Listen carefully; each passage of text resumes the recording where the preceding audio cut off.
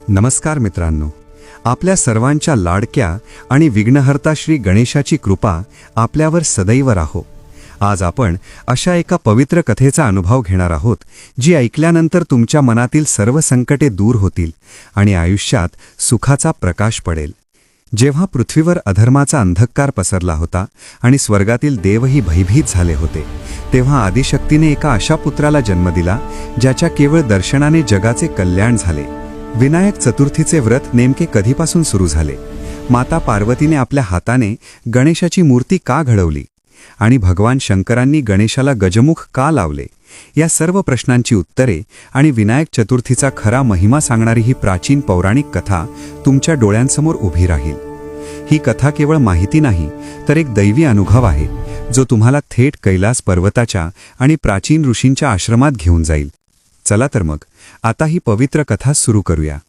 मित्रांनो, अशाच प्रकारे आपल्या हिंदू धर्मातील गूढ आणि पवित्र पौराणिक कथा ऐकण्यासाठी धार्मिक मराठी चॅनलला नक्की सबस्क्राईब करा. जर तुम्ही गणपती बाप्पाचे खरे भक्त असाल तर या व्हिडिओला आत्ताच लाईक करा आणि कमेंटमध्ये गणपती बाप्पा मोरया लिहायला विसरू नका. तुमच्या एका कमेंटने आम्हाला अधिक प्रेरणा मिळते. प्राचीन काळातील ही गोष्ट आहे, जेव्हा पृथ्वीवर चराचर सृष्टी नुकतीच आकार घेत होती आणि निसर्गाचे सौंदर्य आपल्या परमोच्च शिखरावर होते. त्यावेळी हिमालयाच्या उत्तुंग शिखरांवर वसलेल्या कैलास पर्वताचे वैभव शब्दांत वर्णन करणे अशक्य होते. तिथे चहूबाजूंना बर्फाच्या शुभ्र चादरी पसरलेल्या होत्या आणि स्वर्गीय शांतता नांदत होती. या पवित्र भूमीवर भगवान शिव आणि माता पार्वती निवास करत असत. एकदा कैलास पर्वतावर गंधर्वांचे गायन सुरू होते आणि सर्व ऋषीमुनी तपस्येत लीन होते. त्याचवेळी माता पार्वतीच्या मनात एक विचार आला की आपल्या निवासाचे रक्षण करण्यासाठी आणि आपल्या आज्ञेचे पालन करण्यासाठी असा एक रक्षक असावा, जो केवळ आपल्याशीच एकनिष्ठ असेल. भगवान शिव जेव्हा ध्यानासाठी बाहेर जात असत, तेव्हा माता पार्वतीला एकाकीपणा जाणवत असे आणि त्यांना आपल्या वैयक्तिक कक्षाचे रक्षण करण्यासाठी कोणाची तरी गरज भासत असे. एके दिवशी माता पार्वतीने स्नानासाठी जाण्यापूर्वी आपल्या शरीरावरील चंदनाचा उटणा एकत्र केला आणि त्यापासून एका सुंदर बालकाची मूर्ती घडवली. ती मूर्ती इतकी सजीव आणि तेजस्वी दिसत होती की प्रत्यक्ष निसर्गही त्या बालकाच्या रूपावर मोहित झाला. माता पार्वतीने आपल्या दैवी शक्तीने त्या मूर्तीमध्ये प्राण फुंकले आणि अचानक तो मातीचा पुतळा एका जिवंत बालकामध्ये रूपांतरित झाला. तो बालक अत्यंत देखणा, बुद्धिमान आणि तेजस्वी दिसत होता. त्याच्या डोळ्यांमध्ये ब्रह्मांड सामावले होते आणि त्याच्या स्मितहास्यात जगाचे सुख होते. माता पार्वतीने त्याला प्रेमाने जवळ घेतले आणि म्हटले की बाळा, आजपासून तू माझा पुत्र आहेस आणि या क्षणापासून तू माझ्या या निवासाचा रक्षक आहेस. मी जेव्हा स्नानासाठी आत जाईन तेव्हा अगदी कोणालाही आत येऊ देऊ नकोस. हा तुझा धर्म आहे आणि हेच तुझे कर्तव्य आहे. त्या बालकाने आपल्या मातेच्या चरणांना स्पर्श केला आणि अत्यंत नम्रतेने सांगितले की माते, तू चिंता करू नकोस. तुझ्या आज्ञेचे पालन करणे हेच माझे परम कर्तव्य आहे. जोपर्यंत माझ्या शरीरात प्राण आहेत तोपर्यंत तुझ्या अनुमतीशिवाय कोणीही या उंबरठ्याच्या आत पाऊल ठेवू शकणार नाही.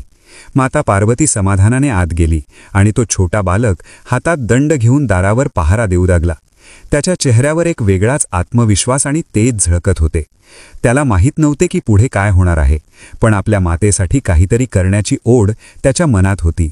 तो बालक तिथे स्थिर उभा राहिला आणि निसर्गातील पक्षी, प्राणीसुद्धा त्या बालकाच्या तेजाकडे पाहून थक्क झाले. कैलास पर्वताचे वातावरण आता बदलू लागले होते, कारण तिथे एका अशा शक्तीचा जन्म झाला होता जी भविष्यात संपूर्ण जगाचे विघ्न हरण करणार होती. तो बालक म्हणजे साक्षात गणेशाचे रूप होते, पण अजून जगाला त्यांची ओळख पटायची होती. तो वेळ दुपारची होती. सूर्याची किरणे बर्फावर पडून चमकत होती आणि त्याचवेळी दूरवरून भगवान शिव आपल्या गणांसह परत येत होते. शिवाच्या आगमनाने संपूर्ण कैलास दुमदुमून गेले होते, पण दाराशी उभ्या असलेल्या त्या बालकाला मात्र याची पुष्टशी कल्पनाही नव्हती की समोरून येणारी व्यक्ती साक्षात देवधिदेव महादेव आहेत. भगवान शिव जेव्हा आपल्या गणासह कैलास पर्वताच्या मुख्य प्रवेशद्वाराजवळ पोहोचले, तेव्हा त्यांचे तेजस्वी रूप पाहून संपूर्ण सृष्टी नतमस्तक होत होती. परंतु माता पार्वतीच्या महालाच्या दारावर उभा असलेला तो छोटा बालक मात्र अजिबात विचलित झाला नाही. त्याच्या मनात केवळ मातेची आज्ञा शिरसावंदे होती. महादेवाने जेव्हा पाहिले की एक लहान बालक त्यांचा मार्ग अडवून उभा आहे तेव्हा त्यांना थोडे आश्चर्य वाटले. भगवान शिव अत्यंत शांत स्वभावाने पुढे सरसावले आणि त्यांनी त्या बालकाला बाजूला होण्यास सांगितले. परंतु त्या बालकाने आपला दंड पुढे केला आणि अत्यंत खंबीर आवाजात म्हणाला की हे तपस्वी, आपण कोण आहात हे मला माहीत नाही, परंतु माझ्या मातेने मला आज्ञा दिली आहे की तिच्या अनुमतीशिवाय कोणीही आत प्रवेश करू शकत नाही. जोपर्यंत माझी माता स्वतः बाहेर येऊन आपल्याला परवानगी देत नाही तोपर्यंत आपण येथून एक पाऊलही पुढे टाकू शकत नाही. बालकाचे हे धाडसी शब्द ऐकून भगवान शिवांच्या गणांमध्ये कुजबूज सुरू झाली. नंदीला आपल्या आराध्य देवाचा हा अपमान सहन झाला नाही. तो पुढे आला आणि गर्जना करत म्हणाला की अरे बालका, तुला माहीत आहे का तू कोणाशी बोलत आहेस? हे साक्षात त्रैलोक्याचे स्वामी देवदिदेव महादेव आहेत. त्यांच्यासाठी या विश्वात कोणतेही द्वार बंद नसते. तू बाजूला हो, अन्यथा तुला याचे गंभीर परिणाम भोगावे लागतील. परंतु तो बालक तसूभरही मागे हटला नाही. त्याने नंदीच्या डोळ्यात डोळे घालून सांगितले की माझ्यासाठी माझी माता हीच सर्वोच्च आहे आणि तिची आज्ञा पाळणे हेच माझे परम कर्तव्य आहे. मग समोर साक्षात ईश्वर का असेना, मी माझा धर्म सोडणार नाही. बालकाचा हा निश्चय पाहून भगवान शिव सुरुवातीला थोडे स्मितहास्य करू लागले. त्यांना वाटले की हे बालसहज चापल्य आहे. त्यांनी पुन्हा एकदा प्रेमाने समजावण्याचा प्रयत्न केला की बाळ, मी या घराचा स्वामी आहे आणि पार्वती माझी अर्धांगिनी आहे. तिला भेटण्यासाठी मला कोणाच्याही परवानगीची गरज नाही. तू आता बाजूला हो आणि आम्हाला आत जाऊ दे.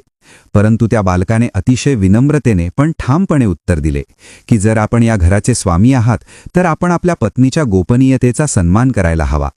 जेव्हा एखादी स्त्री स्नानासाठी गेली असते तेव्हा तिची अनुमती घेतल्याशिवाय आत जाणे हे कोणत्याही मर्यादेत बसत नाही. बालकाचे हे तत्वज्ञान ऐकून भगवान शिव क्षणभर थक्क झाले. त्यांना जाणीव झाली की हा बालक कोणताही सामान्य जीव नाही, तर याच्या मागे काहीतरी दैवी शक्ती आहे.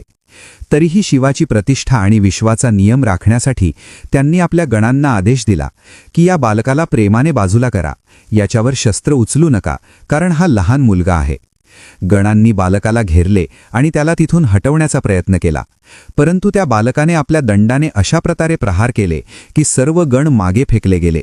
नंदी, भृंगी आणि इतर सर्व वीर बालकाच्या पराक्रमासमोर हतबल झाले. त्या बालकामध्ये अद्भुत शक्ती संचारली होती. जणू काही आदिशक्तीने त्याला आपले सर्व सामर्थ्य प्रदान केले होते. कैलास पर्वताच्या त्या पवित्र भूमीवर आता युद्धाचे वातावरण निर्माण झाले होते. जंगलातील पशुपक्षी घाबरून इकडे तिकडे पळू लागले होते. आकाशात ढग जमा झाले आणि निसर्गाला जाणीव झाली की काहीतरी अघटित घडणार आहे. इकडे माता पार्वती आतमध्ये स्नानानंतर पूजेची तयारी करत होती. तिला बाहेर सुरू असलेल्या कोलाहलाची थोडीही कल्पना नव्हती, पण बाहेर तो बालक एकटाच शिवाच्या संपूर्ण सेनेशी झुंज देत होता. त्याचे तेज वाढत होते आणि त्याच्या प्रत्येक प्रहाराने गणांची दाणादाण उडत होती. शेवटी गणांनी हार मानली आणि ते भगवान शिवांकडे परतले. त्यांनी सांगितले की महाराज, तो बालक अजेय आहे. तो मानवी बालक नसून एखादी दैवी शक्ती आहे जी आम्हाला स्पर्शही करू देत नाही. हे ऐकून भगवान शिवांचा तिसरा डोळा किंचित थरथरू लागला. त्यांना वाटले की जर आज हा बालक असाच उभा राहिला तर विश्वाच्या मर्यादा धोक्यात येतील. त्यांनी ठरवले की आता स्वतः पुढे जाऊन या बालकाची परीक्षा घ्यावी लागेल. शिव जेव्हा स्वतः त्रिशूळ धारण करून पुढे आले तेव्हा निसर्ग थांबला. वारा वाहणे बंद झाले आणि सर्व ऋषीमुनी आकाशातून हे दृश्य पाहू लागले. एका बाजूला सृष्टीचा संहारक शिव होता आणि दुसऱ्या बाजूला मातेच्या प्रेमासाठी प्राणांची आहुती देण्यास तयार असलेला तो छोटा बालक होता. युद्धाला सुरुवात होण्यापूर्वी शिवाने पुन्हा एकदा त्या बालकाला संधी दिली आणि विचारले की बाळा, तू अजूनही विचार कर. तू कोणाशी युद्ध करत आहेस हे तुला ठाऊक नाही. तुझे प्राण संकटात आहेत. तू बाजूला हो, मी तुला क्षमा करेन. परंतु त्या बालकाच्या चेहऱ्यावर भीतीचा लवलेशही नव्हता. तो म्हणाला की हे महादेव, मृत्यूची भीती त्यांना असते जे अधर्माने वागतात. मी माझ्या मातेची आज्ञा पाळत आहे आणि हाच माझा धर्म आहे. जर धर्माचे पालन करताना मला मृत्यू आला तर तो मला मान्य आहे, परंतु मी माझ्या कर्तव्यापासून मागे हटणार नाही. बालकाचे हे निर्भय शब्द ऐकून भगवान शिव क्रोधाविष्ट झाले. त्यांनी आपल्या त्रिशूळाचा हुंकार केला आणि त्या आवाजाने संपूर्ण ब्रह्मांड थरथरले. तरीही तो बालक पाय रोवून उभा होता, जणू काही एखादा पर्वत वाऱ्याच्या वादळासमोर उभा असावा. आता कैलासावर एक असे युद्ध सुरू होणार होते ज्याने भविष्यात गणपती बाप्पाच्या रूपाला जन्म दिला आणि विनायक चतुर्थीचा इतिहास सुवर्णाक्षरांनी लिहिला गेला. भगवान शिवांच्या क्रोधाची ज्वाला आता कैलास पर्वतावर पसरू लागली होती आणि त्यांच्या हातातील त्रिशूळ लख्ख चमकू लागले होते. तरीही तो लहान बालक आपल्या जागी अढळ उभा राहिला. त्याने आपल्या हातातील दंड घट्ट धरला आणि महादेवांच्या डोळ्यात अत्यंत निर्भयपणे पाहिले. हे दृश्य पाहून स्वर्गलोकातील सर्व देव थरथर कापू लागले. इंद्रदेव, वरुळदेव आणि वायुदेव यांना वाटले की जर आज भगवान शिवांचा क्रोध शांत झाला नाही तर संपूर्ण सृष्टीचा विनाश होईल. पण त्याच वेळी त्या बालकाच्या अंगातून एक दिव्य तेज बाहेर पडत होते, जे माता पार्वतीच्या शक्तीचे प्रतीक होते. भगवान शिवाने आपल्या त्रिशूळाने पहिला प्रहार केला, पण त्या बालकाने आपल्या दंडाने तो प्रहार अशा कौशल्याने परतवून लावला की सर्व प्रेक्षक थक्क झाले. बालकाची चपळता आणि त्याचे युद्ध कौशल्य पाहून खुद्द महादेवांनाही आश्चर्य वाटले की एवढा लहान मुलगा साक्षात शिवाच्या प्रहाराला कसा काय तोंड देऊ शकतो. इकडे कैलासाच्या गुहेत तपस्या करत असलेले ऋषीमुनी भानावर आले आणि त्यांनी पाहिले की विश्वाचा रक्षक आणि एक लहान बालक यांच्यात घनघोर युद्ध सुरू आहे. गणांनी पुन्हा एकदा बालकावर आक्रमण करण्याचा प्रयत्न केला, पण बालकाने आपल्या दंडाचा असा फेर धरला की सर्व गण पालापाचोळ्यासारखे उडाले. त्या बालकाच्या प्रत्येक हालचालीत एक प्रकारची लय आणि शक्ती होती, जणू काही तो स्वतः शक्तीचा अवतार होता. महादेवांना आता जाणीव झाली की हा केवळ एक सामान्य मुलगा नाही, तर हा माता पार्वतीच्या संकल्पाचा भाग आहे. तरीही आपल्या गणांचा पराभव आणि आपली आज्ञा मोडली गेल्यामुळे शिवाचा क्रोध अनावर झाला. त्यांनी आपल्या डमरूचा प्रचंड नाद केला, ज्याच्या आवाजाने दिशा दुमदुमल्या आणि पर्वतांवरील बर्फाच्या कडा कोसळू लागल्या. पण तो बालक डगमगला नाही. त्याने मोठ्या आवाजात गर्जना केली आणि सांगितले की हे महादेव, जोपर्यंत माझ्या शरीरात रक्ताचा शेवटचा थेंब आहे तोपर्यंत मी तुम्हाला आत जाऊ देणार नाही. हे युद्ध आता केवळ एका द्वारपालाचे राहिले नव्हते, तर ते कर्तव्याचे आणि प्रतिज्ञेचे युद्ध बनले होते. आकाशातून पुष्पवृष्टी करणारे देव आता भीतीने प्रार्थना करू लागले की हे प्रभू, या बालकाचे रक्षण कर किंवा हे युद्ध थांबव, कारण या युद्धाचा परिणाम भयंकर होणार होता. भगवान शिवाने शेवटी आपले त्रिशूळ हवेत उगारले आणि एका क्षणात ते त्रिशूळ बालकाच्या दिशेने झेपावले. बालकाने आपला सर्व जोर लावून तो प्रहार रोखण्याचा प्रयत्न केला, पण शिवाच्या अमोघ अस्त्रासमोर एका मातीच्या मूर्तीतून बनलेल्या बालकाचे सामर्थ्य कमी पडू लागले. त्या क्षणी संपूर्ण कैलास पर्वतावर एक शांतता पसरली आणि पुढच्याच क्षणी एका मोठ्या प्रकाश झोतात त्या बालकाचे मस्तक धडापासून वेगळे झाले. रक्ताची धार जमिनीवर पडली आणि तो निष्पाप बालक धरणीवर कोसळला. त्याचे रक्ताने कैलासाची पांढरी शुभ्र जमीन लाल झाली. तो दंड जो त्याने अभिमानाने धरला होता तो दूर जाऊन पडला. भगवान शिव शांत झाले, पण त्यांच्या चेहऱ्यावर विजयाचा आनंद नव्हता, तर एक प्रकारचे दुःख आणि खंत होती. कारण त्यांनी एका अशा बालकाचा अंत केला होता जो केवळ आपल्या मातेची आज्ञा पाळत होता. त्याच वेळी माता पार्वतीला आतमध्ये काहीतरी अघटित घडल्याचा भास झाला. तिला आपल्या हृदयाच्या ठोक्यांमध्ये एक वेदना जाणवली. तिने लगबगीने आपली पूजा संपवली आणि महालाच्या बाहेर धाव घेतली. बाहेरचे दृश्य पाहून तिच्या पायाखालची जमीनच सरकली. तिचा लाडका पुत्र, ज्याला तिने आपल्या हाताने घडवले होते, ज्याला तिने आपल्या प्राणापेक्षा जास्त जपले होते, तो रक्ताच्या थारोळ्यात पडला होता. त्याचे मस्तक शरीरापासून वेगळे झाले होते. हे पाहून माता पार्वतीचा आक्रोश आसमंतात घुमला. तिने आपल्या पुत्राचे शरीर जवळ घेतले आणि तिचे डोळे रागाने लाल झाले. तिचा हा अवतार पाहून साक्षात काळही भयभीत झाला. तिने महादेवांकडे पाहिले आणि ओरडून विचारले की हे स्वामी, तुम्ही हे काय केले? माझ्या पुत्राने तुमचा काय गुन्हा केला होता? त्याने केवळ आपल्या मातेची आज्ञा पाळली होती आणि त्यासाठी तुम्ही त्याची हत्या केली. हा न्याय आहे की अन्याय? माता पार्वतीचा क्रोध आता जगाचा विनाश करण्यास तयार झाला होता. तिने आपली सर्व शक्ती गोळा केली आणि आदिशक्तीचे रूप धारण केले. तिच्या शरीरातून अग्नीच्या ज्वाळा बाहेर पडू लागल्या. तिने घोषित केले की जर माझा पुत्र जिवंत झाला नाही तर मी या संपूर्ण सृष्टीचा नाश करेन. मी हा स्वर्ग, हा कैलास आणि ही सर्व देवसृष्टी भस्म करून टाकेन. पृथ्वीवर प्रलय येण्याची चिन्हे दिसू लागली. समुद्र खवळले आणि पर्वत हादरू लागले. सर्व देव ब्रह्मदेवांकडे धावले आणि त्यांनी विनवणी केली की सृष्टीला वाचवा, अन्यथा माता पार्वतीचा क्रोध सर्व काही संपवून टाकेल. भगवान शिवसुद्धा आता काळजीत पडले, कारण त्यांना कळून चुकले होते की त्यांनी माता पार्वतीच्या ममतेचा अपमान केला आहे. हा पेच सोडवण्यासाठी आता केवळ एकच मार्ग उरला होता, तो म्हणजे त्या बालकाला पुन्हा जिवंत करणे. पण ज्याचे मस्तक कापले गेले आहे त्याला पुन्हा कसे जोडायचे, हा मोठा प्रश्न होता. संपूर्ण सृष्टी आता एका महाविनाशाच्या उंबरठ्यावर उभी होती आणि माता पार्वतीचा रुद्रावतार शांत करणे कोणालाही शक्य नव्हते. केवळ एका चमत्काराची गरज होती, जो या कथेला एक नवीन वळण देणार होता आणि ज्यातून गणपती बाप्पाचे ते रूप साकार होणार होते जे आपण आज पाहतो. भगवान शिवांच्या आज्ञेनुसार गणांनी उत्तर दिशेला प्रयाण केले आणि संपूर्ण सृष्टीच्या नजरा आता त्या दिशेकडे लागल्या होत्या की गणांना पहिले कोणते मस्तक मिळते, कारण त्या मस्तकावरच त्या बालकाचे आणि संपूर्ण जगाचे भवितव्य अवलंबून होते.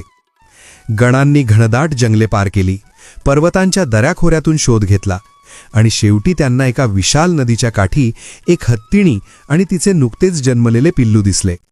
ते हत्तीचे पिल्लू अत्यंत तेजस्वी आणि शांत स्वरूपाचे होते.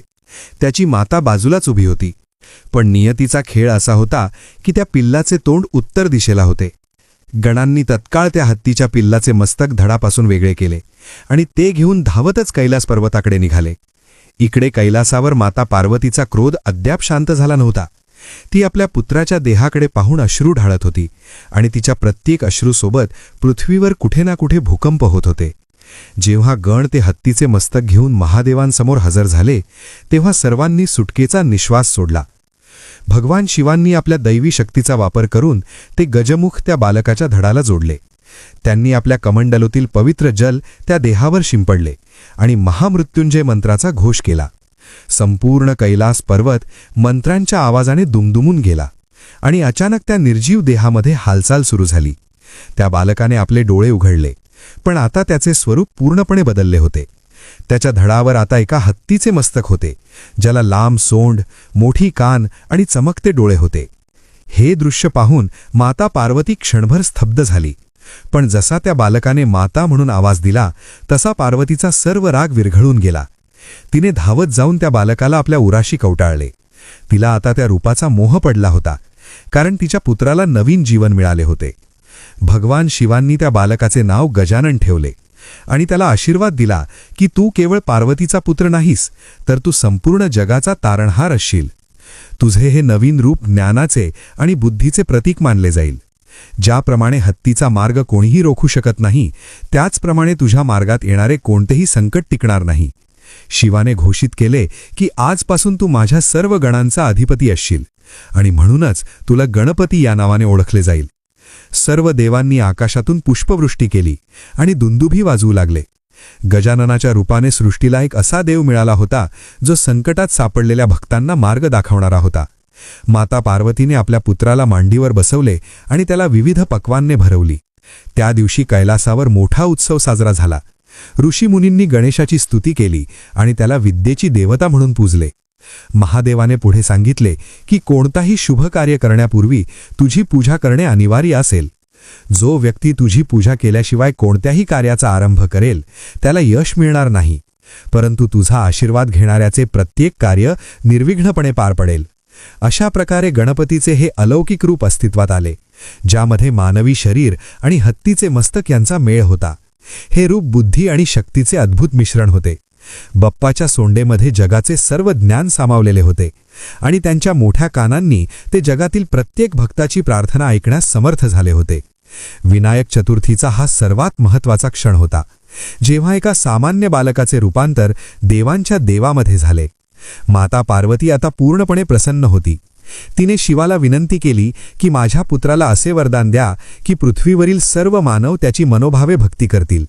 शिवाने स्मितहास्य केले आणि सांगितले की हे देवी, हा तुझा पुत्र भविष्यात प्रत्येक घराघरात पूजला जाईल.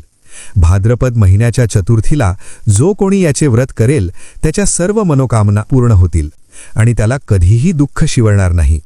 हा दिवस विनायक चतुर्थी म्हणून अजरामर होईल.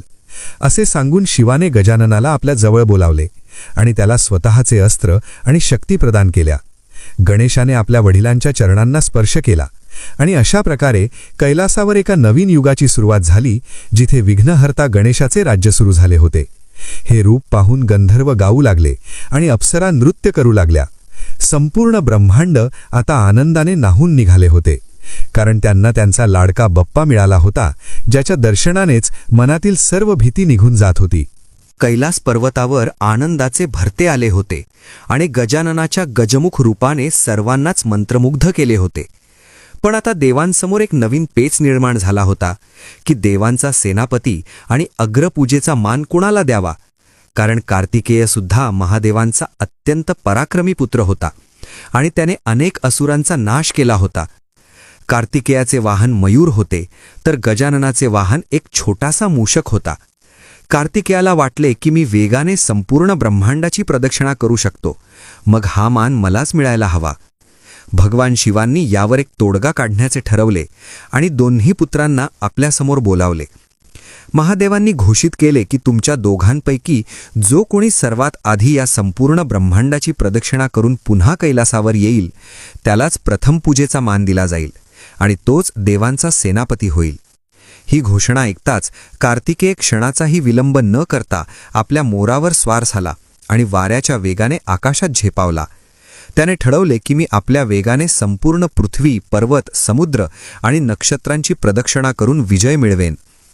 कार्तिकेय अत्यंत वेगाने नवनवीन प्रदेश पार करत होता आणि त्याला खात्री होती की गजानन आपल्या छोट्या उंदराच्या मदतीने कधीच जिंकू शकणार नाही. इकडे कैलासावर गजानन अगदी शांतपणे उभा होता. त्याच्या चेहऱ्यावर कसलीही धावपळ किंवा भीती नव्हती. त्याने आपल्या सोंडेने माता पार्वती आणि भगवान शिवांच्या चरणांना स्पर्श केला आणि थोडा वेळ विचार केला. त्याने पाहिले की कार्तिकेय तर खूप दूर निघून गेला आहे. गजाननाच्या कुशाग्र बुद्धीने त्याला एक मार्ग सुचवला. त्याने जाणले की हे संपूर्ण ब्रह्मांड ज्यांच्यापासून निर्माण झाले आहे आणि ज्यांच्यामध्ये सामावलेले आहे ते म्हणजे त्याचे मातापिता आहेत. त्याच्यासाठी माता पार्वती हीच पृथ्वी आहे आणि पिता महादेव हेच आकाश आहेत. गजाननाने अत्यंत भक्तिभावाने आपल्या मातापित्याला एका आसनावर बसण्याची विनंती केली. शिव आणि पार्वती विस्मयाने पाहू लागले की गजानन काय करणार आहे. गजाननाने आपल्या मातापित्यांभोवती प्रदक्षिणा घालण्यास सुरुवात केली. त्याने अत्यंत श्रद्धेने पहिली प्रदक्षिणा पूर्ण केली आणि चरणांवर डोके ठेवले. मग दुसरी आणि त्यानंतर तिसरी अशा प्रकारे त्याने 7 प्रदक्षिणा पूर्ण केल्या. जेव्हा त्याने आपले हात जोडले तेव्हा त्याच्या डोळ्यात अथांग प्रेम आणि भक्ती होती. भगवान शिवांनी विचारले की बाळा, तू ब्रह्मांडाची प्रदक्षिणा करण्यासाठी का गेला नाहीस? गजानन अत्यंत नम्रपणे म्हणाला की हे पिता आणि हे माते, एका पुत्रासाठी त्याच्या मातापित्यापेक्षा मोठे ब्रह्मांड या जगात दुसरे कोणतेही नाही. तुमच्या चरणांशीच सर्व तीर्थे आणि सर्व जग सामावलेले आहे.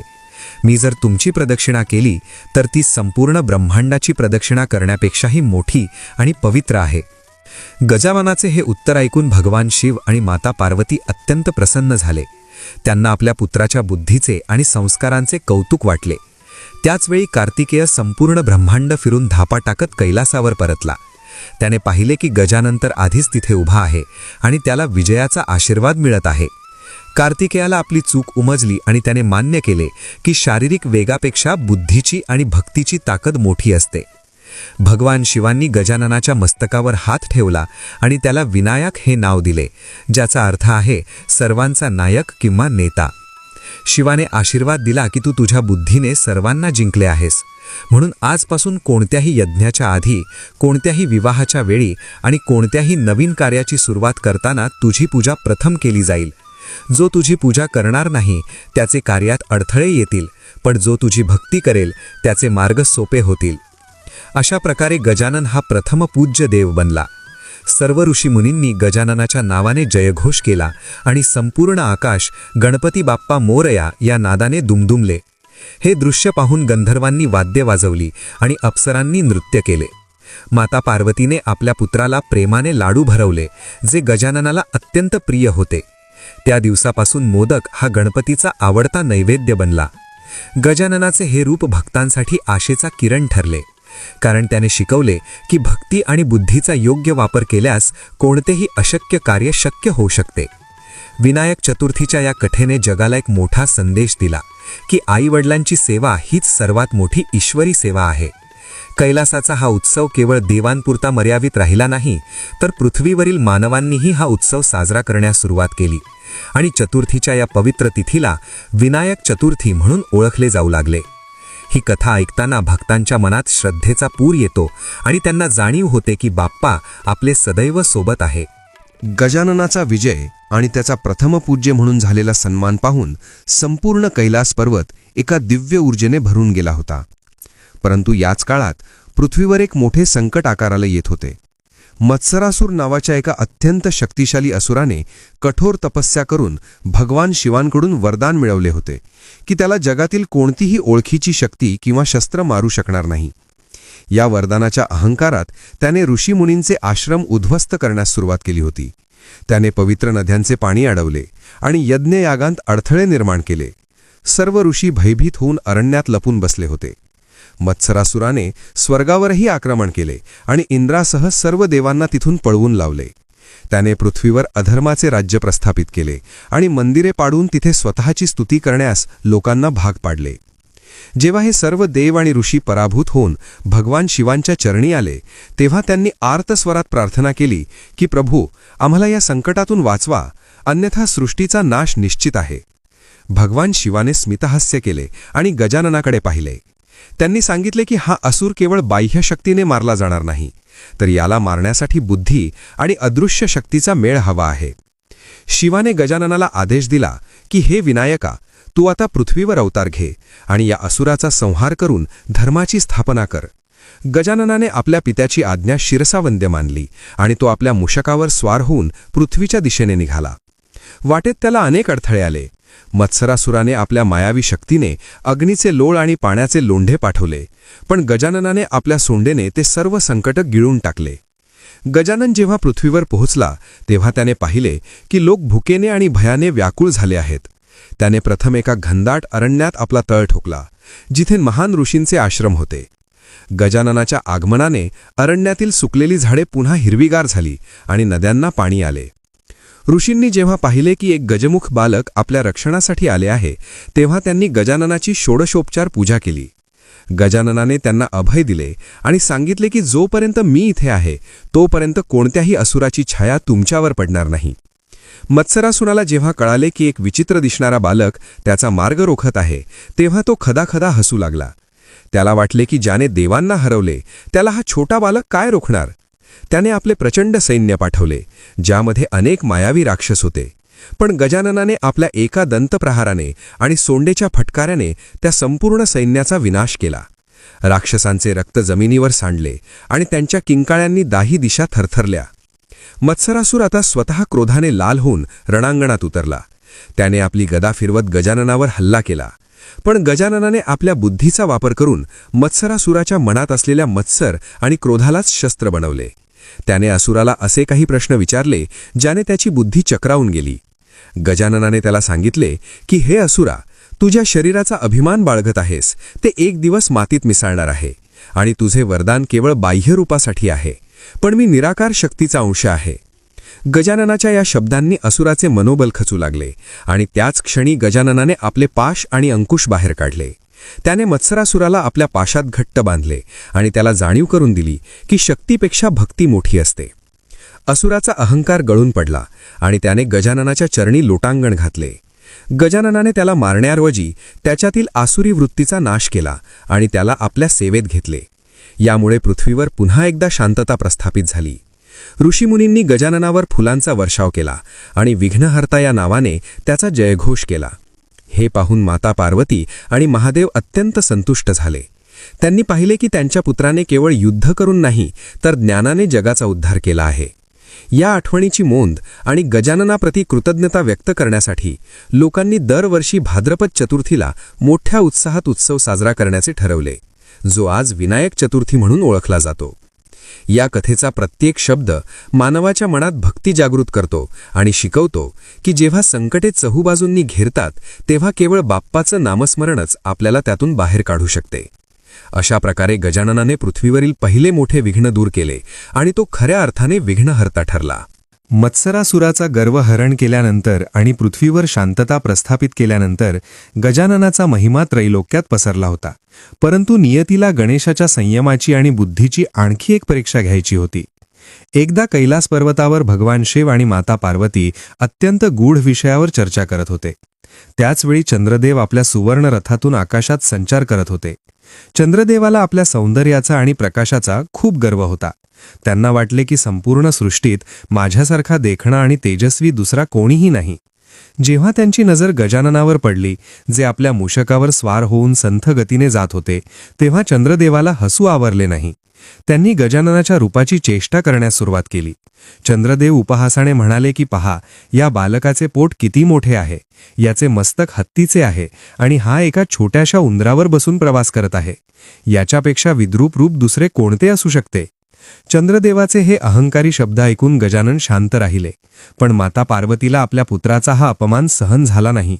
तिने चंद्रदेवाला शाप देण्याचे ठरवले. परंतु गजाननाने तिला थांबवले आणि स्वतः चंद्रदेवासमोर उभे राहिले. गजाननाने सांगितले की हे चंद्रदेव, तुला तुझ्या रूपाचा अभिमान आहे, पण हे रूप तुला ईश्वराने दिले आहे आणि तू त्याचा वापर दुसऱ्याची थट्टा करण्यासाठी करत आहेस. जो आपल्या सौंदर्यावर अहंकार करतो त्याचा नाश निश्चित असतो. परंतु चंद्रदेव आपल्या मस्तीत होते. त्यांनी गजाननाकडे दुर्लक्ष केले. तेव्हा गजाननाने आपला प्रभाव दाखवण्यास सुरुवात केली.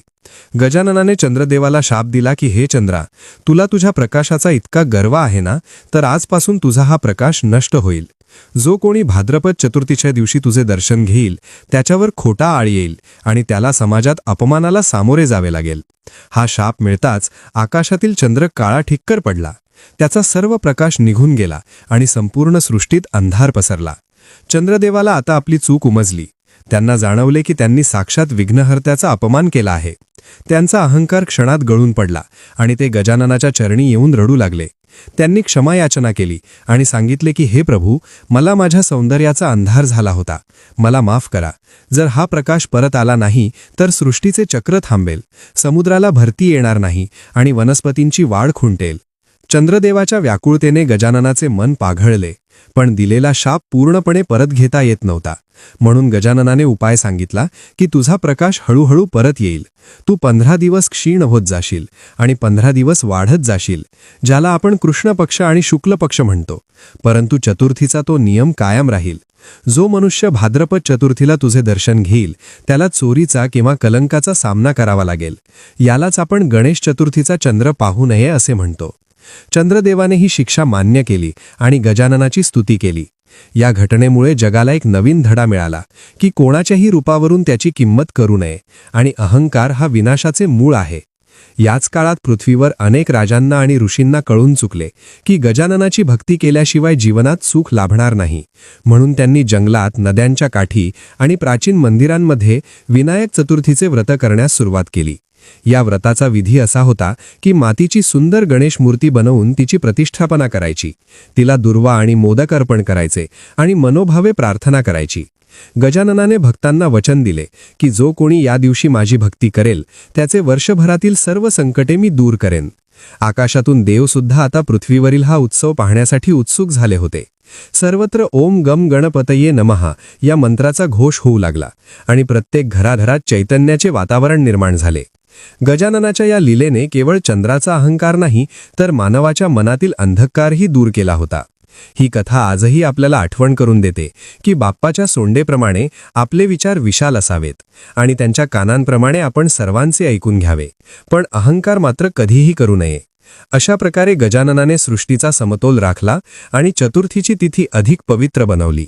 चंद्रदेवाचा अहंकार दूर केल्यानंतर आणि सृष्टीला चंद्रदर्शनाचा नियम समजावून सांगितल्यानंतर गजाननाचे लक्ष आता पृथ्वीवरील एका निस्सीम भक्ताकडे गेले, ज्याचे नाव होते ऋषी मुद्गल.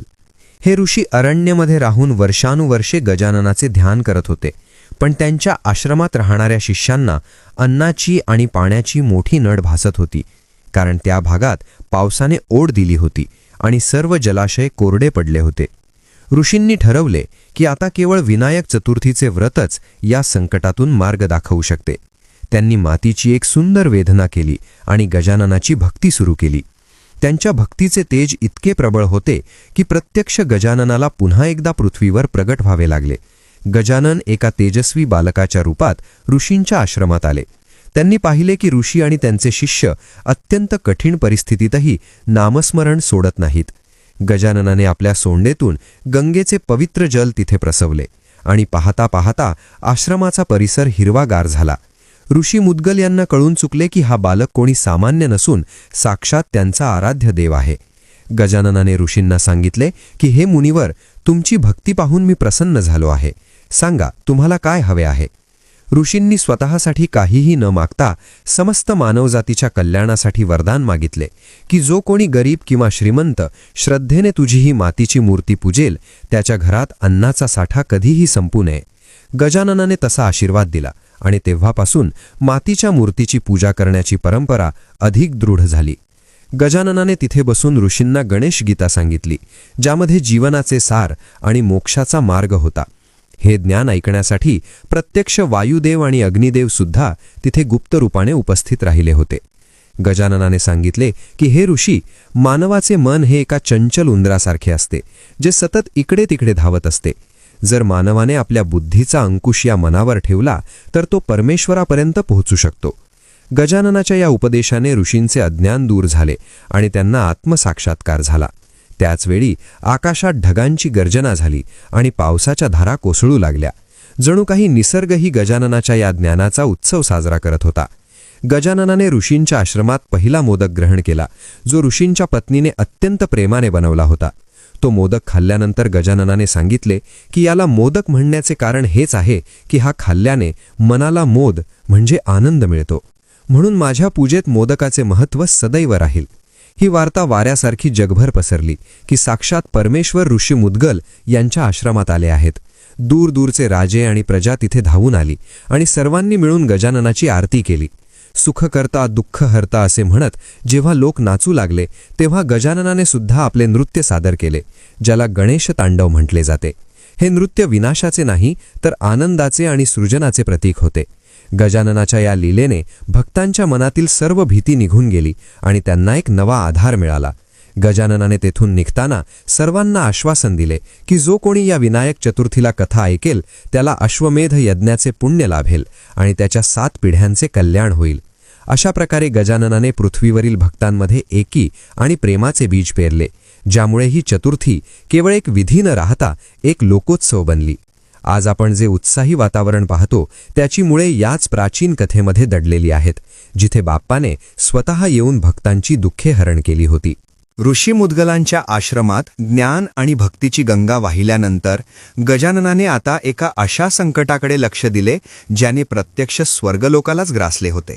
गजासूर नावाचा एका बलाढ्य असुराने आपल्या तपश्चर्येने सर्व देवांना पराभूत केले होते आणि त्याने अशी अट घातली होती की जोपर्यंत त्याला कोणी युद्धात हरवत नाही तोपर्यंत तो इंद्राचे सिंहासन सोडणार नाही.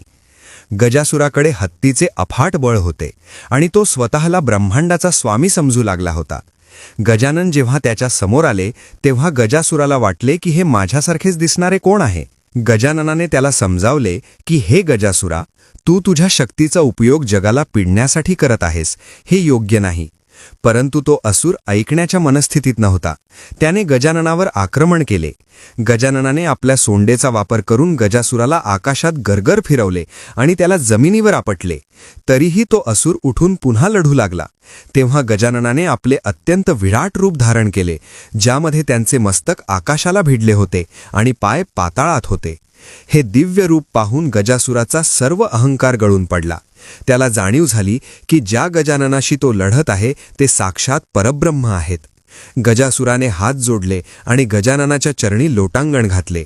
त्याने विनंती केली की हे प्रभू, माझा अंत तुमच्या हातून व्हावा आणि माझे मस्तक तुमच्या शरीराचा भाग व्हावे. गजाननाने त्याला आशीर्वाद दिला आणि त्याच्यातील असुरी गुणांचा अंत करून त्याला मोक्ष दिला. याच घटनेमुळे गजाननाला गजानन हे नाव अधिक सार्थ ठरले, कारण त्यांनी एका हत्तीच्या मुखाला देवत्व प्राप्त करून दिले होते. इकडे पृथ्वीवर विनायक चतुर्थीच्या व्रताची माहिती आता सामान्य लोकांपर्यंत पोहोचली होती. एका गरीब लाकूडतोड्याची कथा यात खूप प्रसिद्ध आहे. तो जंगलात लाकडे तोडून आपला उदरनिर्वाह करत असे. एकदा चतुर्थीच्या दिवशी त्याच्याकडे काहीच अन्न नव्हते. त्याने मनोभावे गजाननाची प्रार्थना केली आणि जंगलातील मातीपासून एक छोटी मूर्ती बनवली. त्याने तिला जंगली फुले वाहिली आणि पाणी अर्पण केले. गजानन त्याच्या भक्तीवर इतके प्रसन्न झाले की त्यांनी त्या लाकूडतोड्याच्या झोपडीचे रूपांतर एका सुंदर महालात केले आणि त्याच्या घरी कधीही संपणार नाही इतके धनधान्य दिले. ही वार्ता जेव्हा राजाच्या कानावर गेली तेव्हा राजाने सुद्धा आपल्या प्रजेसह विनायक चतुर्थी साजरी करण्यास सुरुवात केली. राजाने आपल्या संपूर्ण राज्यात अशी दवंडी पिटवली की जो कोणी या पवित्र दिवशी गणेशाची भक्ती करेल त्याचे सर्व कर माफ केले जातील आणि त्याला राज्य दरबारी मानसन्मान मिळेल. अशा प्रकारे गजाननाची भक्ती केवळ वैयक्तिक राहिली नाही, तर ती एक सामाजिक शक्ती बनली. गजाननाने शिकवले की भक्तीमध्ये कोणताही भेदभाव नसतो. श्रीमंत असो वा गरीब, जो शुद्ध अंतःकरणाने साथ घालतो त्याच्या हाकेला बाप्पा धावून येतात. या काळात गजाननाने अनेक नवीन विधीसुद्धा भक्तांना सांगितले. त्यांनी सांगितले की मला तांबड्या रंगाची फुले आणि विशेषतः जास्वंदाचे फूल अत्यंत प्रिय आहे, कारण तांबडा रंग हा ऊर्जेचे प्रतीक आहे. तसेच दुर्वांची जुडी अर्पण केल्याने शरीरातील ताप आणि मनातील संताप शांत होतो. गजाननाच्या या उपदेशांमुळे आयुर्वेदाचे आणि अध्यात्माचे ज्ञान लोकांपर्यंत पोहोचले. विनायक चतुर्थीच्या या दिवसात संपूर्ण पृथ्वीवर एक वेगळाच सुगंध दरवळत असे. जणू काही स्वर्गच पृथ्वीवर उतरला आहे. लोक आपल्या घरांना आंब्याच्या पानांची तोरणे लावत आणि सुगंधी उदबत्त्या लावून बाप्पाचे स्वागत करत. गजाननाने हे पाहिले की लोक आता एकत्र येत आहेत आणि त्यांच्यातील द्वेष संपत आहे. तेव्हा त्यांनी आशीर्वाद दिला की जोपर्यंत ही सृष्टी आहे तोपर्यंत ही चतुर्थी मानवाच्या प्रगतीचा आधार राहील. प्रत्येक संकटात जेव्हा मनुष्य हतबल होईल तेव्हा तो या कथेचे स्मरण करेल आणि त्याला नवीन चैतन्य मिळेल. अशा प्रकारे गजाननाने आपल्या लीलेने जगाला भक्तीच्या सूत्रात बांधले आणि विनायक चतुर्थीचा महिमा अजरामर केला. पृथ्वीवर भक्तीचा प्रसार होत असतानाच स्वर्गामध्ये पुन्हा एकदा चिंतेचे ढग दाटून आले होते. कारण भगवान गणेशाचा वाढता प्रभाव पाहून काही असुर शक्ती पुन्हा संघटित होत होत्या. पण त्याचवेळी कैलास पर्वतावर एक अत्यंत कोमल आणि कौटुंबिक प्रसंग घडत होता. माता पार्वतीने गणेशाला जवळ बोलावले आणि सांगितले की बाळा, तू जगाची संकटे दूर केलीस, पण आता तुला भक्तांच्या मनातील अज्ञानाचा नाश करायचा आहे. गजाननाने मातेच्या चरणांना स्पर्श करून विचारले की माते, मी हे कार्य कसे करावे?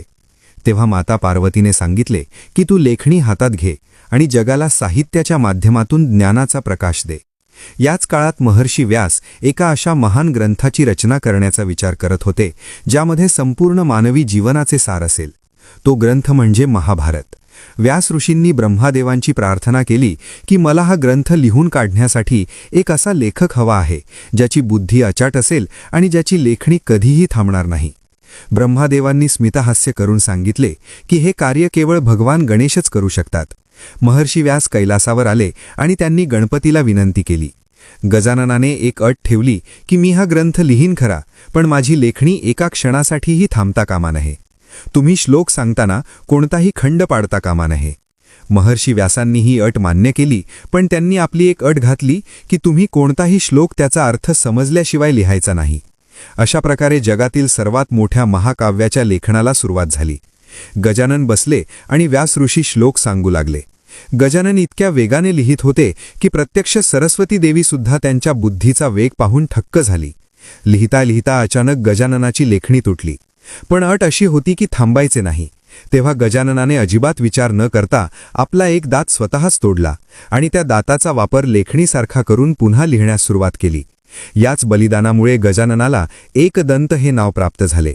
या प्रसंगाने जगाला हा संदेश दिला की ज्ञानासाठी आणि जगाच्या कल्याणासाठी जर स्वतःच्या शरीराचा एखादा भाग किंवा सुख सोडावे लागले तर ते आनंदाने सोडावे. एकदंत गणेशाने आपल्या तुटलेल्या दाताने महाभारतातील प्रत्येक रहस्य आणि प्रत्येक नीती लिहून काढली. जेव्हा हा ग्रंथ पूर्ण झाला तेव्हा व्यास ऋषींनी गजाननाच्या चरणी लोटांगण घातले आणि सांगितले की तुमच्याशिवाय हे दिव्य कार्य पूर्ण होणे अशक्य होते. या काळात विनायक चतुर्थीचा दिवस जवळ आला होता आणि व्यासांनी प्रथम गणपतीची पूजा करून त्या ग्रंथाचे वाचन केले. गजाननाने आशीर्वाद दिला की जो कोणी या ग्रंथाचा अभ्यास करेल आणि विनायक चतुर्थीला माझे स्मरण करेल त्याला बुद्धीची कमतरता कधीही भासणार नाही. इकडे सामान्य लोकांमध्ये गजाननाचे एकदंत हे रूप अत्यंत लोकप्रिय झाले. लोक समजू लागले की आपला देव आपल्यासाठी किती कष्ट सोसतो. गजाननाच्या या त्यागाची कथा ऐकून लोकांच्या डोळ्यांतून आनंदाश्रू वाहू लागले. जंगलातील आदिवासींपासून ते राजवाड्यातील राजांपर्यंत सर्वांनी गणपतीला आपला मार्गदर्शक मानले. गजाननाने या काळात अनेक संतांना दर्शन दिले आणि त्यांना सांगितले की खरी भक्ती ही केवळ मूर्तीपूजेत नसून ती गरजूंच्या सेवेत आहे. त्यांनी शिकवले की ज्याप्रमाणे हत्ती आपल्या सोंडेने मोठे वृक्षही उपटून फेकतो आणि लहान सुईसुद्धा उचलतो, तशीच आपली बुद्धी संकटांना सामोरे जाण्यासाठी कठोर आणि सूक्ष्म गोष्टी समजून घेण्यासाठी कोमल असावी. गजाननाचे हे विचार ऐकून समाजात एक नवीन वैचारिक क्रांती झाली. लोक आपापसातील हेवेदावे विसरून चतुर्थीच्या दिवशी एकत्र येऊ लागले आणि एकमेकांना गूळ खोबऱ्याचा प्रसाद वाटू लागले. या प्रसादातून गोडवा आणि स्नेह वाढू लागला. अशा प्रकारे गजाननाने केवळ शस्त्राने किंवा युद्धाने नाही तर आपल्या लेखणीने आणि त्यागाने जगावर विजय मिळवला आणि विनायक चतुर्थीची परंपरा अधिक अर्थपूर्ण केली. महर्षी व्यासांसोबत महाभारतासारखा महान ग्रंथ लिहून पूर्ण केल्यानंतर गजाननाचे तेज संपूर्ण विश्वात सूर्यासारखे तळपू लागले होते.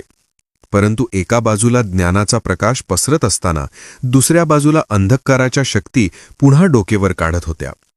सिंदूर नावाच्या एका भयानक असुराने पृथ्वीवर थैमान घातले होते. त्याचा देह रक्तासारखा लाल होता आणि त्याच्या अंगातून निघणारा दुर्गंध सृष्टीला प्रदूषित करत होता. सिंदुराने ब्रह्मदेवाकडून असे वरदान मिळवले होते की त्याला कोणतेही शस्त्र स्पर्श करू शकणार नाही आणि त्याचा मृत्यू केवळ त्याच्या स्वतःच्या शक्तीनेच होईल. या वरदानाचा गैरवापर करत त्याने स्वर्गातील नंदनवन उद्ध्वस्त केले आणि इंद्राला त्याच्या ऐरावतावरून खाली खेचले. गजाननाला जेव्हा या असुराच्या अत्याचाराची माहिती मिळाली तेव्हा त्यांनी शेंद्री रूप धारण केले. गजानन आणि सिंदूर असुर यांच्यात तुंबळ युद्ध सुरू झाले. हे युद्ध अनेक दिवस चालले. सिंदुराच्या प्रहारांनी पृथ्वी हादरत होती, पण गजानन अचल होते. शेवटी गजाननाने ओळखले की हा असुर केवळ शस्त्राने मरणार नाही.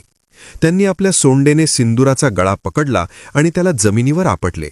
पण वरदानामुळे तो पुढा उठला. तेव्हा गजाननाने आपले मुख विशाल केले आणि त्या संपूर्ण असुरालाच गिळून टाकले.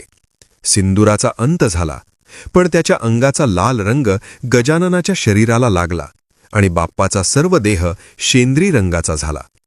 हे पाहून माता पार्वतीने आपल्या पुत्राची दृष्ट काढली आणि सांगितले की बाळा, आजपासून तुझा हा शेंद्री वर्ण भक्तांना अत्यंत प्रिय वाटेल आणि तुला सिंदूर वदन म्हणून ओळखले जाईल. या विजयानंतर गजानन पुन्हा एकदा कैलासावर परतले. तिथे भगवान शिव आणि कार्तिकेय त्यांचे स्वागत करण्यासाठी उभे होते. गजाननाने आपले अनुभव सांगताना सांगितले की जगामध्ये शक्तीपेक्षा युक्तीची आणि सहनशक्तीची अधिक गरज आहे. याच वेळी कैलासावर गंधर्व कन्या आल्या आणि त्यांनी गजाननाची स्तुती करत गाणी गायली. गजाननाने त्यांना संगीताचे आणि कलेचे गुपित सांगितले. त्यांनी सांगितले की प्रत्येक कलेमध्ये ईश्वराचा वास असतो आणि जो कलेची साधना करतो तो माझ्या जवळ येतो. गजाननाच्या या उपदेशामुळे पृथ्वीवर कलावंतांची संख्या वाढली. लोक चतुर्थीच्या दिवशी गणपतीसमोर गायन, वादन आणि नृत्य करू लागले. विनायक चतुर्थीचा हा सोहळा आता केवळ एका धार्मिक विधीपुरता मर्यादित राहिला नाही, तर तो एक सांस्कृतिक उत्सव बनला. गजाननाने या काळात भक्तांना हे देखील शिकवले की सृष्टीतील प्रत्येक जीव, मग तो लहान किडा असो वा विशाल प्राणी, सर्वांमध्ये एकाच आत्म्याचा निवास आहे. त्यांनी स्वतःच्या शरीराद्वारे हे दाखवून दिले की भिन्न रूपे असूनही आपण एकरूप होऊ शकतो. गजाननाच्या या प्रेमामुळे जंगली श्वापदे सुद्धा शांत झाली आणि वाघ हरिण एकाच तलावावर पाणी पिऊ लागले. ऋषीमुनींनी याला ब्रणेश युग असे नाव दिले, जिथे हिंसा संपली होती आणि सगळीकडे प्रेमाचे साम्राज्य होते. गजाननाने भक्तांना सांगितले की जेव्हा तुम्ही मातीची मूर्ती विसर्जित करता तेव्हा हे लक्षात ठेवा की हे शरीर सुद्धा एक दिवस मातीत मिसळणार आहे, पण तुमचे सत्कर्म मात्र या विश्वात सदैव जिवंत राहील. विसर्जनाचा हा धडा मानवाला निरीच्छ बनवण्यासाठी होता. गजाननाचे हे तत्वज्ञान ऐकून अनेकांनी संन्यास घेतला, तर गृहस्थाश्रमी लोक अधिक जबाबदारीने वागू लागले. गजाननाच्या प्रत्येक कृतीमागे एक मोठा अर्थ दडलेला होता, जो सामान्य माणसाला कळत नव्हता पण अनुभवाला येत होता. अशा प्रकारे गजाननाने सिंदूर असुराचा नाश करून जगाला शांतीचा संदेश दिला आणि विनायक चतुर्थीचा हा पवित्र काळ मानवी जीवनाला वळण लावणारा ठरला. सिंदूर असुराचा संहार केल्यानंतर गजाननाचे शेंद्री रूप पाहून संपूर्ण सृष्टी धन्य झाली होती. परंतु आता कथेचा एक अत्यंत महत्त्वपूर्ण भाग समोर येणार होता, जो विनायक चतुर्थीच्या व्रताच्या विधींशी संबंधित आहे. गजाननाने पाहिले की पृथ्वीवरील लोक भक्ती तर करत आहेत, पण त्यांना पूजेचे शास्त्रशुद्ध नियम ठाऊक नाहीत. म्हणून गजानन स्वतः एका वृद्ध ब्राह्मणाचे रूप घेऊन काशी क्षेत्री आले. तिथे त्यांनी गंगेच्या काठी बसून ऋषींना आणि सामान्य लोकांना एकत्र केले आणि विनायक चतुर्थीच्या व्रताचे संपूर्ण विधान सांगितले. गजानन म्हणाले की भक्तांनो, ही चतुर्थी केवळ उपवास करण्याची तिथी नाही, तर ती स्वतःला ईश्वराशी जोडण्याची वेळ आहे. या दिवशी सूर्योदयापूर्वी उठून स्नान करावे आणि शुद्ध मनाने गणेशाचे ध्यान करावे. मातीची मूर्ती बनवताना त्यात स्वतःचा अहंकार गाढून टाकावा आणि भक्तीचा ओलावा द्यावा. पूजेमध्ये 21 या संख्येला खूप महत्त्व आहे, कारण आपल्या शरीरातील 10 इंद्रिये, 10 प्राण आणि 11वे मन अशा एकूण 21 तत्वांना आपण देवाच्या चरणी अर्पण करत आहोत. म्हणून गजाननाला 21 दुर्वांची जुडी आणि 21 मोदक अर्पण करण्याची परंपरा सुरू झाली. गजाननाने पुढे सांगितले की जेव्हा तुम्ही मला दुर्वा वाहता तेव्हा त्या दुर्वांचा अर्थ असा आहे की जशा दुर्वा जमिनीत घट्ट पाय रोवून राहतात आणि कधीही सुकत नाहीत, तशीच तुमची भक्तीही अविचल असावी. गजाननाचे हे मार्गदर्शन ऐकताना तिथे उपस्थित असलेल्या एका व्यापाऱ्याने प्रश्न विचारला की प्रभू, जर एखाद्याकडे काहीच नसेल तर त्याने पूजा कशी करावी? तेव्हा गजाननाने स्मितहास्य करून सांगितले की माझ्या पूजेला धनाची गरज नाही, केवळ शुद्ध भाव पुरेसा आहे. जर तुमच्याकडे फुले नसतील तर मनातील श्रद्धा वहा, जर मोदक नसतील तर प्रेमाचा गोडवा वहा. मी तुमच्या वस्तूंचा नाही तर तुमच्या भावनांचा भुकेला आहे. हे ऐकून तिथल्या गरिबांच्या डोळ्यात आनंदाश्रू आले. गजाननाने याच वेळी अथर्व शीर्षाचे ज्ञान दिले, जे गणपतीच्या उपासनेचे सर्वात मोठे स्तोत्र मानले जाते. त्यांनी सांगितले की जो कोणी हे स्तोत्र पठण करेल त्याला प्रत्यक्ष ब्रह्मांडाचे ज्ञान प्राप्त होईल आणि त्याच्या मार्गातील सर्व अडथळे जळून भस्म होतील. याच काळात पृथ्वीवर एक मोठा दुष्काळ पडला होता. नद्या कोरड्या झाल्या होत्या आणि पशुपक्षी तहानेने मरत होते. गजाननाने आपल्या सोंडेतून अमृताचा वर्षाव केला आणि संपूर्ण पृथ्वीला पुन्हा सजीव केले. गजाननाच्या या कृपेमुळे विनायक चतुर्थीच्या दिवशी पर्जन्यवृष्टी होणे हे शुभ लक्षण मानले जाऊ लागले. लोक समजू लागले की बाप्पाच्या आगमनानेच निसर्ग प्रसन्न होतो. गजाननाने भक्तांना हे देखील बजावले की चतुर्थीच्या रात्री चंद्राकडे पाहू नये, कारण तो अहंकाराचा साक्षीदार आहे. जर चुकून चंद्र पाहिला गेला तर त्याचे प्रायश्चित्त म्हणून गजाननाचे नामस्मरण करावे आणि हीच पौराणिक कथा पुन्हा ऐकावी. गजाननाच्या या उपदेशामुळे समाजात एक शिस्त निर्माण झाली आणि लोकांनी निसर्गाचा आदर करायला सुरुवात केली. गजाननाने त्या वृद्ध ब्राह्मणाच्या रूपातून बाहेर येऊन आपल्या खऱ्या रूपात दर्शन दिले तेव्हा काशीचे संपूर्ण वातावरण गणपती बाप्पा मोरया या जयघोषाने हादरले. गजाननाने सांगितले की मी जरी कैलासावर जात असलो तरी माझं मन सदैव माझ्या भक्तांच्या घरात असेल. जिथे जिथे चतुर्थी साजरी होईल तिथे तिथे मी अदृश्य रूपाने उपस्थित राहीन आणि तुमच्या नैवेद्याचा स्वीकार करीन. अशा प्रकारे गजाननाने विनायक चतुर्थीच्या व्रताला एक दिव्य स्वरूप दिले, ज्यामुळे हे व्रत जगातील सर्वश्रेष्ठ व्रत ठरले. काशी नगरीत विनायक चतुर्थीच्या व्रताचा महिमा सांगितल्यानंतर भगवान गणेश पुन्हा एकदा कैलाश पर्वताकडे जाण्यासाठी निघाले. पण त्यापूर्वी त्यांना एका भक्ताची शेवटची इच्छा पूर्ण करायची होती. ती भक्त म्हणजे एक वृद्ध आजी होती, जिच्याकडे राहण्यासाठी घर नव्हते आणि खाण्यासाठी अन्न नव्हते. पण तिच्या मनात गजाननाप्रती अफाट श्रद्धा होती. ती आजी दररोज रस्त्यावरून जाणाऱ्या प्रत्येकाला विचारत असे की माझा बाप्पा कधी येईल. जेव्हा गजानन तिच्या झोपडीसमोर पोहोचले तेव्हा त्यांनी एका लहान बालकाचे रूप घेतले होते. गजाननाने तिला विचारले की आई, मला भूक लागली आहे, तुझ्याकडे काही खायला आहे का? त्या आजीकडे फक्त थोडेसे पीठ आणि पाणी होते. तिने आनंदाने त्या पिठाचा एक लहानसा गोळा बनवला आणि तो त्या बालकाला दिला. गजाननाने तो खाल्ल्यावर विचारले की तुला काय हवे आहे? तेव्हा ती आजी म्हणाली की बाळा, मला काही नको, फक्त तू सुखी राहा आणि माझ्या बाप्पाचे दर्शन मला एकदा घडावे. गजाननाने तिची निस्वार्थ भक्ती पाहून आपले चतुर्भुज रूप प्रगट केले. तिच्या त्या मोडक्या झोपडीचे रूपांतर एका सोन्याच्या महालात झाले आणि तिचे वृद्ध शरीर पुन्हा एकदा तरुण आणि तेजस्वी झाले. गजाननाने सांगितले की हे माते, तू मला केवळ अन्न दिले नाहीस तर तुझे सर्वस्व अर्पण केले आहे. आजपासून तुझे नाव या जगात अमर होईल आणि तुझी ही कथा जो कोणी ऐकेल त्याला कधीही दारिद्र्य जाणवणार नाही. या घटनेनंतर गजानन कैलासावर पोहोचले. तेव्हा तिथे सर्व देव त्यांची वाट पाहत होते. भगवान शिवांनी गजाननाला जवळ घेतले आणि सांगितले की बाळा, तू आता खऱ्या अर्थाने विश्वाचा आधारस्तंभ झाला आहेस. गजाननाने विचारले की पिता, आता सृष्टीमध्ये शांतता आहे का? तेव्हा महादेवांनी सांगितले की सृष्टीमध्ये काळानुसार बदल होत राहतील, पण तुझी भक्ती ही एकमेव अशी शक्ती असेल जी मानवाला कठीण काळात धैर्य देईल. गजाननाने मग सर्व देवांना आणि ऋषींना एकत्र बोलावले आणि सांगितले की आता माझ्या विसर्जनाची वेळ आली आहे. जेव्हा माझी मातीची मूर्ती जलात विलीन होईल तेव्हा समजून घ्या की मी तुमच्या हृदयात प्रवेश केला आहे. विसर्जन म्हणजे शेवट नाही, तर ती पुन्हा एकदा नवीन सुरुवातीची तयारी आहे. गजाननाच्या या शब्दांनी सर्वजण भावूक झाले. माता पार्वतीच्या डोळ्यात पाणी आले. पण गजाननाने तिला समजावले की आई, मी कुठेही जाणार नाही. मी प्रत्येक वर्षाच्या चतुर्थीला पुन्हा तुझ्याकडे आणि माझ्या भक्तांकडे परत येईन. याच वेळी आकाशातून दिव्य नाद ऐकू आला आणि सर्व दिशांनी फुलांचा वर्षाव झाला. गजाननांनी आपल्या मूषकावर स्वार होऊन निरोप घेण्यास सुरुवात केली. पृथ्वीवरील भक्तांनी नदीकाठी आणि समुद्रावर गर्दी केली होती. गणपती बाप्पा मोरया, पुढच्या वर्षी लवकर या, असा जयघोष पहिल्यांदा याच वेळी करण्यात आला होता. गजाननाचे ते तेजस्वी रूप हळूहळू पाण्यात विलीन होऊ लागले, पण त्यांचे अस्तित्व मात्र सर्वत्र दरवळत राहिले. गजाननाने जाता जाता आशीर्वाद दिला की जो कोणी या विनायक चतुर्थीला कथा पूर्ण ऐकेल आणि इतरांना सांगेल, त्याच्या आयुष्यातील 7 जन्मार्जित पाप नष्ट होतील आणि त्याला मृत्यूनंतर माझ्या लोकात स्थान मिळेल. अशा प्रकारे गजाननाने पृथ्वीवरील आपला हा प्रवास पूर्ण केला. पण त्यांच्या आठवणी आणि त्यांचा महिमा आजही प्रत्येक भक्ताच्या मनात जिवंत आहे. गजाननाचे स्वरूप जलात विलीन झाले असले तरी त्यांचे चैतन्य संपूर्ण सृष्टीत कायमचे सामावले गेले होते. कैलास पर्वतावर परतल्यानंतर भगवान शिव आणि माता पार्वतीने गजाननाला आपल्या हृदयाशी लावले आणि त्यांना विनायक या पदावर कायमस्वरूपी प्रस्थापित केले. या अंतिम टप्प्यात गजाननाने सृष्टीला विनायक चतुर्थीच्या व्रताचे फलश्रुती सांगताना स्पष्ट केले की हे व्रत केवळ एक धार्मिक विधी नसून ते जीवनातील सर्व विघ्नांवर विजय मिळवण्याचे प्रभावी साधन आहे. गजानन म्हणाले की जो मनुष्य भाद्रपद शुद्ध चतुर्थीला पूर्ण श्रद्धेने माझे पूजन करेल आणि ही पौराणिक कथा श्रवण करेल, त्याला केवळ धनधान्यच नाही तर उत्तम आरोग्य आणि अक्षय कीर्ती प्राप्त होईल.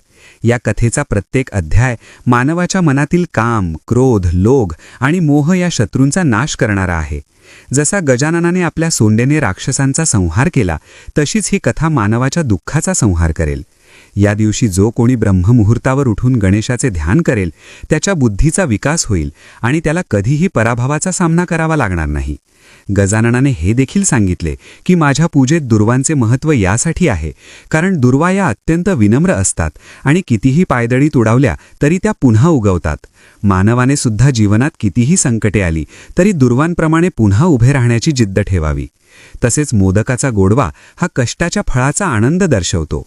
जेव्हा आपण ही कथा ऐकतो तेव्हा आपण केवळ एका प्राचीन काळातील गोष्टीचा अनुभव घेत नसून आपण आपल्या अंतरंगातील शक्तीचा शोध घेत असतो. गजाननाचे मोठे कान आपल्याला सर्वांचे म्हणणे ऐकून घेण्याची सहनशीलता शिकवतात, तर त्यांचे छोटे डोळे सूक्ष्म दृष्टीने जगाकडे पाहण्याची कला शिकवतात. विनायक चतुर्थीची ही परंपरा अनादी काळापासून चालत आली आहे आणि जोपर्यंत चंद्र सूर्य आहेत तोपर्यंत ती अखंड सुरू राहील. या कथेच्या शेवटी गजाननाने समस्त भक्तगणांना आशीर्वाद दिला की तुमच्या घरातील विघ्न टळू दे, तुमच्या मुलाबाळांना विद्या प्राप्त होऊ दे आणि तुमच्या कर्मात माझा सदैव वास असू दे. कैलासावरून गजाननाचे लक्ष आता पृथ्वीवरील प्रत्येक घराकडे होते. जिथे जिथे दीप प्रज्वलित झाले होते आणि जिथे गणपती बाप्पा मोर्याचा जयघोष होत होता, तिथे बाप्पा आनंदाने डोलत होते. ही कथा म्हणजे एक दिव्य अमृत आहे जे प्राशन केल्यावर मनातील सर्व शंका दूर होतात. ऋषीमुनींनी या कथेला विनायक महात्म्य असे नाव दिले आणि सांगितले की जो कोणी या कथेचे 15 टप्पे पूर्ण श्रद्धेने वाचेल किंवा ऐकेल, त्याला अश्वमेध यज्ञापेक्षाही कोटीपटीने अधिक पुण्य मिळेल. अशा प्रकारे विनायक चतुर्थीची ही पौराणिक कथा इथे पूर्ण झाली. जिथे मातीच्या एका पुतळ्यापासून सुरू झालेला प्रवास साक्षात विश्वाच्या नायकापर्यंत पोहोचला आणि आजही जेव्हा आपण बाप्पाला आपल्या घरी आणतो तेव्हा याच कथेतील तोच प्रेमळ, तोच तेजस्वी आणि तोच विघ्नहर्ता आपल्या समोर उभा राहतो. ही कथा सांगताना आणि ऐकताना मिळणारा आनंद हाच गजाननाचा खरा प्रसाद आहे आणि तो आपण सर्वांनी आपल्या हृदयात साठवून ठेवला पाहिजे. बाप्पाच्या कृपेने सर्वांचे कल्याण होवो आणि प्रत्येक चतुर्थीला आपल्या आयुष्यात सुखाचा नवा सूर्य उगवो. अशा रीतीने ही पवित्र पौराणिक कथा इथे पूर्ण झाली आहे. भक्तांनो,